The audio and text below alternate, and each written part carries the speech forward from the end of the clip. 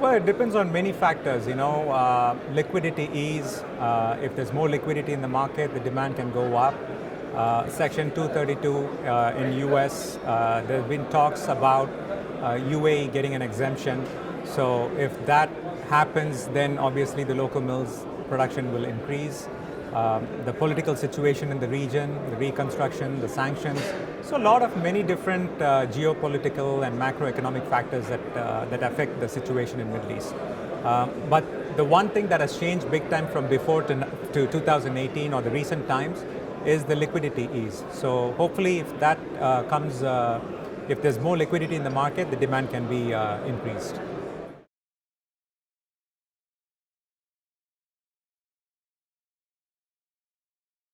We are still exporting to the US, not big quantities, at least for US standards, let's say about 100,000 tons a year.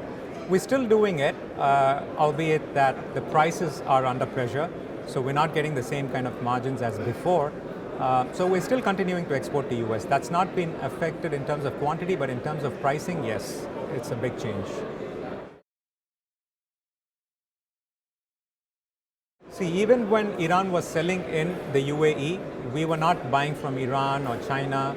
Our source has always been Nippon Steel, who is 20% owner, equity owners in our company, or India, which is close by, or Saudi, which is the local market.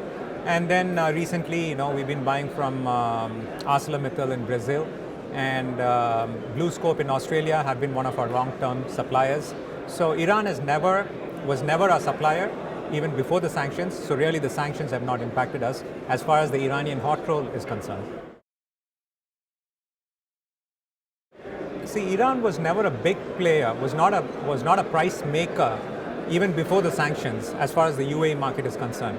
So therefore, curtailing or restricting Iranian material in UAE is not affecting the UAE HRC prices. The UAE HRC price is mainly driven by the Chinese and the international market pricing, and to a certain extent by Hadid, who always charge a premium over the international market prices. Yeah.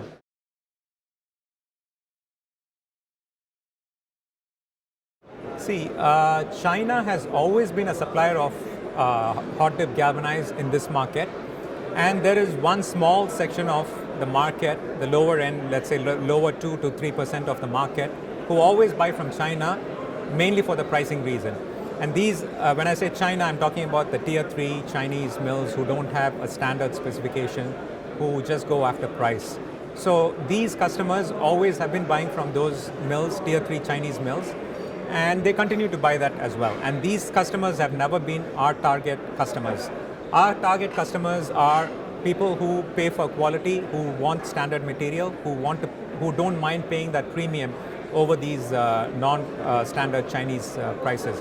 And usually when a customer tells us, you know what, the Chinese hot dip galvanized price is X, they usually refer to seconds or stock lots with non-standard widths, non-standard specification, almost no zinc coating. So really, we don't really compare our product with those products. We have a separate niche market, and we always go after that target market.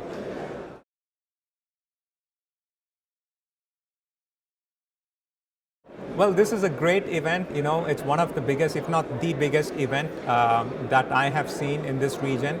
It brings all traders, all suppliers, all customers.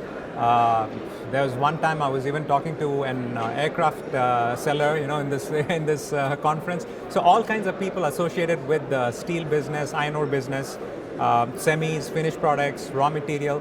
All kinds of people come here. Equipment vendors, a lot of equipment vendors come here. People into hedging mechanism, banks, they come here. So this is like a one-stop shop for all your steel requirements. So that's what we like about this.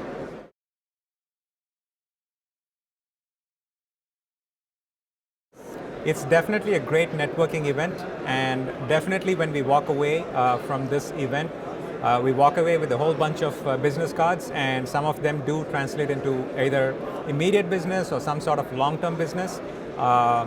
I've hired people at this event. I've met some of our long-term customers at this event. So this is a great networking event I will never want to miss.